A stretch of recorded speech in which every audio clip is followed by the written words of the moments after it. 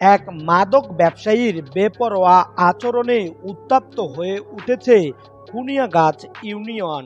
প্রতিনিয়ত মানুষকে মারধর, মাদক দিয়ে ফাঁসানো হচ্ছে এবং কি পূর্বে আইন শৃঙ্খলা বাহিনীর সদস্যকেও মারধরের অভিযোগ রয়েছে।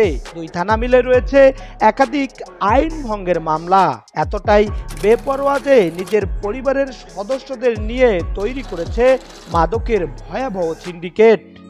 গত 1 মে রাতে খুনিয়াগাছ ইউনিয়নের বাগডরা এলাকায় সাইদুল নামে এক ব্যক্তির জমিতে ভারতীয় নিষিদ্ধ 200 বোতল ফেনসিডিল পুঁতে রাখেন। পরে খুঁজে না পাওয়ায় জমির মালিককে বেদম মারডাং করলে উপায় না পেয়ে জরুরি সেবা 999 নাম্বারে কল দিয়ে পুলিশের দ্বারস্থ হন। পরে লালমনিরহাট সদর থানা পুলিশ তাদেরকে উদ্ধার করে সদর হাসপাতালে ভর্তি করান।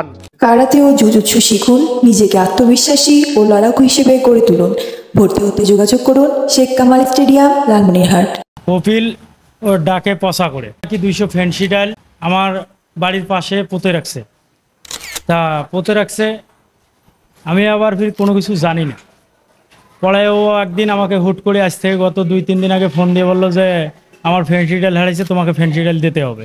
তা আমি কেন রে, আমি কিভাবে দেবো, তুই কোথায় রাখছিস? কয় আমি তোর বাড়ির পিছনে পাশে পুঁতিয়ে রাখছি। আমি তো জানি না, আমি তো এ বিষয়ে কিছু জানি না। তাই আমি মনে করছিলাম যে ও মনে হয় আমার সাথে একটু মজা নিল। ওর দোকান থেকে বেড়িয়ে ওর গেটের সাথে ওরা আর কি, ওর বোন 3টে ছিল, ওর মা 4 জন, তারপরে ওর ফুফাতো ভাই রফিকুল আফজালের ছেলে বাগডাড়া বাজারে চায়ের দোকান করে। আর কপিল উদ্দিন পচা, যার নাম ও জন্মগত পথ থেকে যখন থেকে বুঝ হয়েছে তখন থেকে ও মাদক সেবন এবং মাদকের সাথে ও জড়িত, ব্যবসা করে। আমার এলাকার টপে আর কি চলে। এর ভিতরে চা খেয়া বেড়াবো, এই মুহূর্তে ও বলছে আয় বেড়াও। আমি বেড়াইলাম, গেটের সামনে ধরি মারধর শুরু করলো।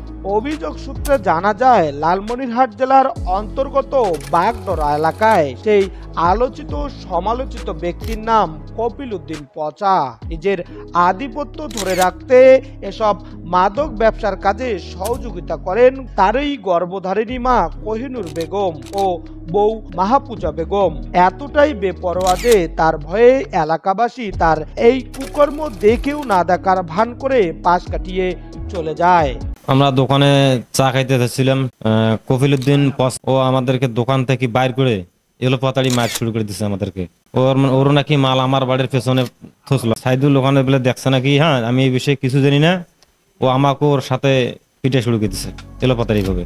মুঠোফোনে পচার সঙ্গে যোগাযোগ করা হলে তিনি বলেন, আমার কাছে কিছু ফেনসিডিল নিয়ে সাইদুল বিক্রি করেন।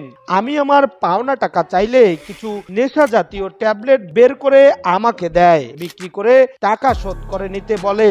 এতে একটু রাগারাগি হাতাহাতি হয়। টাকা দিয়েছিল, মাঝখানে 200 জিনিস নিল, 200 জিনিস নেওয়ার পর সে আমাকে আর টাকা দেয় না। আমি টাকা দেয় না,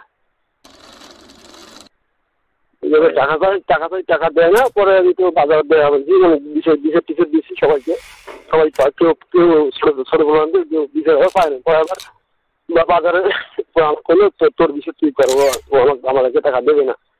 পরে আমি দিলাম ঠিক আছে, যদি আমার বিষয়ে আমার কয় লাগে, আমার টাকা আমার লাগে আমি তো অবশ্যই নিব। পরে বাজারে আটকাইলেন, ওর টাকা দিয়ে দেওয়া এই পর্যন্ত থাক, আর কোনো কিছু না। আপনার সঙ্গে সে ব্যবসা করতো, এখন আপনার কিছু টাকা সে আটকায় রাখছে, সে টাকাটা দিচ্ছে না। হ্যাঁ দিচ্ছে না, সে আমার সাথে ট্যাবলেট ব্যবসা করছে, আমি ট্যাবলেট ব্যবসা করি না। ও ট্যাবলেট আছে, আমি ট্যাবলেট ও আমার সাথে ট্যাবলেট ব্যবসা করি, আমি ট্যাবলেট ব্যবসা করি না। ট্যাবলেট ও আমার সাথে ব্যবসা, এই জন্য আমি কিন্তু বেশি দিয়ে দিয়েছি, এই জন্য সে আমার টাকা দেবে না। সে ট্যাবলেটের ব্যবসা করে। কিসের ব্যবসা করে? ট্যাবলেট ইয়ে ট্যাবলেট আছে না। মানে আপনার সঙ্গে কিসের লেনদেন ছিল? ট্যাবলেটের লেনদেন না ফেনসিডিলের লেনদেন ছিল টাকার? আমার সাথে লেনদেন ছিল ফেনসিডিলের, আর ও ব্যবসা করছিল ট্যাবলেটের।